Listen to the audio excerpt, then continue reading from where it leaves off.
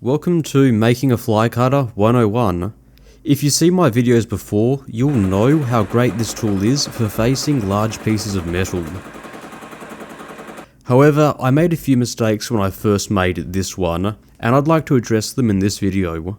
And seeing how there's already a lot of fantastic videos on this subject, I'd like to do things a little bit differently.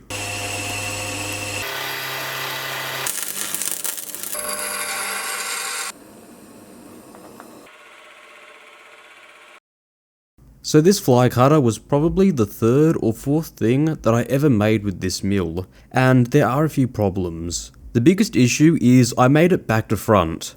With a left-hand tool in it, the cut isn't on center line, and the force of the cut is actually pushing into the bolts holding the cutter in place. Now I could use it with a right-hand tool, and that's what I have been doing recently. However, the spindle direction is opposite to every other cutter that I have, and I have broken quite a few inserts spinning the cutter in the wrong direction. I'd also like to make a new, possibly hardened tool holder. I've been using these 6mm TCMT holders, and they aren't very hard, and they aren't very rigid, and they tend to flex while cutting. Plus, the M2.5 torque screw that I've been using has sheared off. With all that out of the way, let's start making it. I'm going to be making the body from some 30mm cold drawn 1214 steel.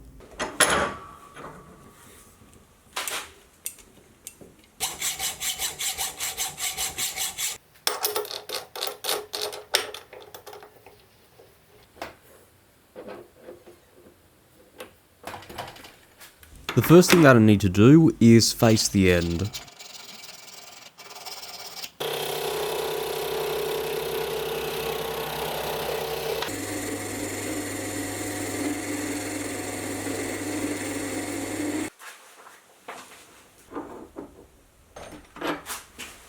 I'm going to switch over to a carbide turning tool to make the shank.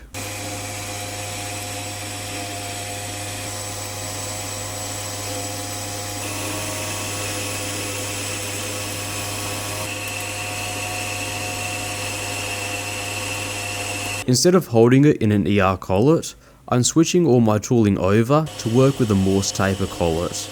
The clamping range of these collets is very similar to a 5C collet, so I need it to be about 18mm and at most minus 1/1000th of an inch.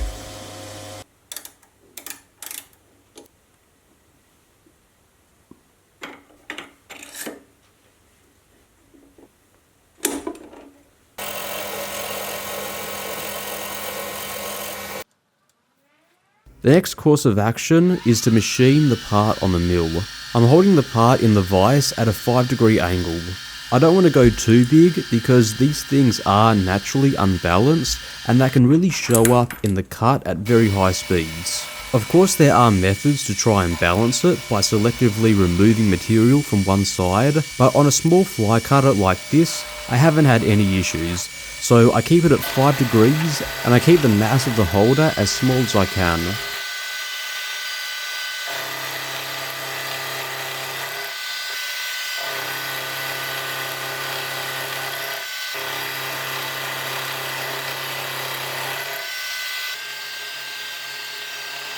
And of course it goes without saying, I'm going to make sure I machine the slot on the correct side this time. And whilst there is a little bit of leeway, the inside face of the slot should be on center with the fly cutter, as the cutting edge of the tool should be close to on center.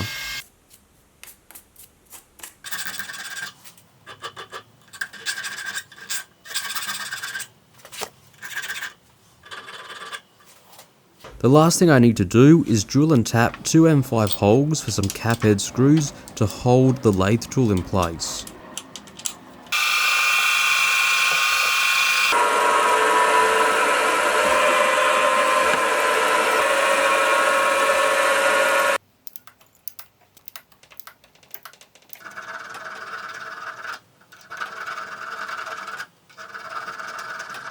And that's the part done.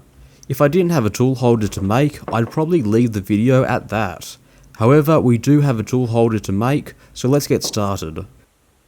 Originally, I was considering modifying an existing tool holder, but the inexpensive ones that I have are made from a soft, low carbon steel, and they aren't easily hardened. I was tempted to go out and buy a plate of tool steel, but I found these cold chisels on sale, and I couldn't help wanting to experiment with them.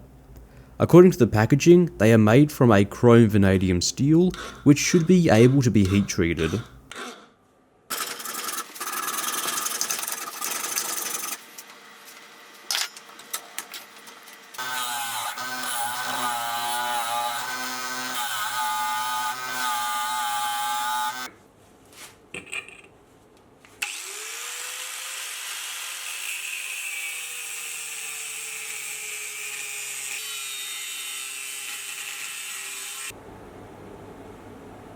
I doubt that the shank is hardened, but to make sure it wasn't even slightly hardened, I decided to go ahead and normalize it to reduce the hardness.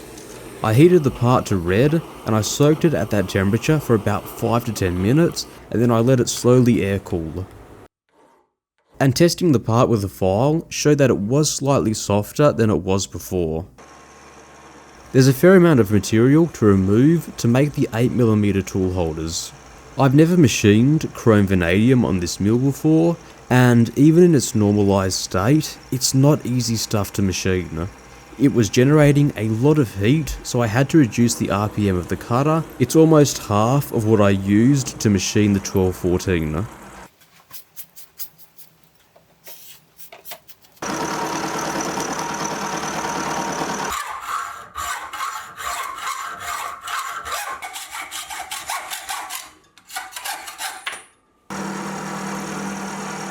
To cut the insert pocket, I've mounted the vise at an angle.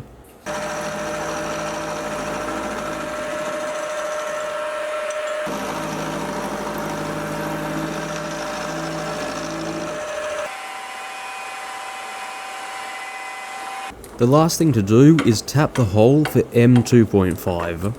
And of course, the second that I'm finishing the part, I break a tap. The real problem that this leaves me though is this is an M2.5 tap, and I've checked around and the smallest tap that anyone has on hand is M3.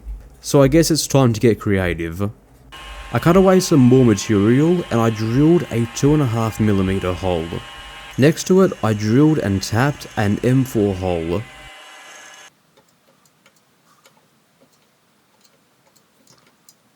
I then countersunk the bottom of the tool holder. I then made up a small 2.5mm slightly tapered pin. I tapped it in and then I welded it in place.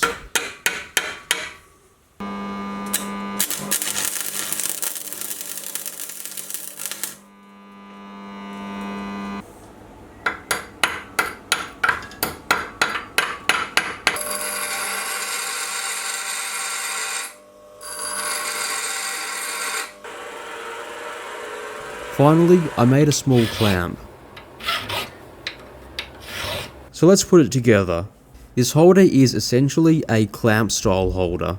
The pin holds the insert in place and the clamp presses down on the insert.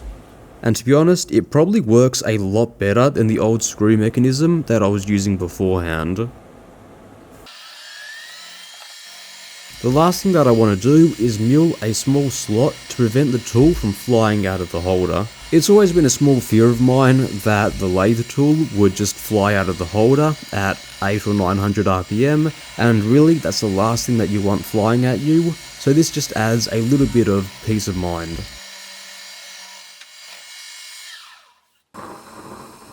The final thing left to do is harden the tool. I heat it up to above its recrystallization temperature, and I'm not 100% sure on the exact process when it comes to chrome vanadium. Once you start alloying steel, its heat treatment process can change, so a 10-minute soak followed by a quench in linseed oil should do the trick.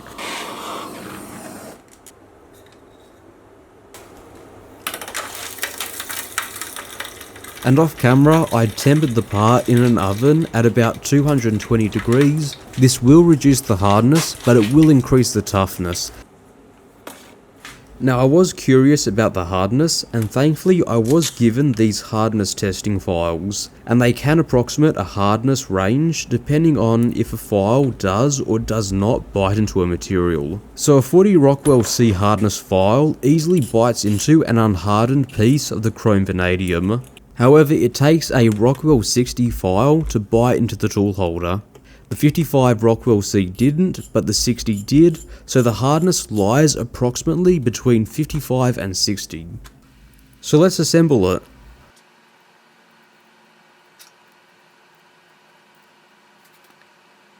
I must admit, the fly cutter does look a bit odd, but what really matters is how well it cuts.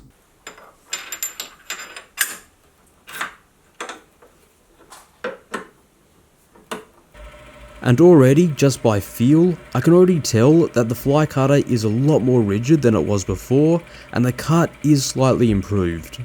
I think I could get better results with a brand new insert. This one is a little bit worn, but I'm still very happy with the results.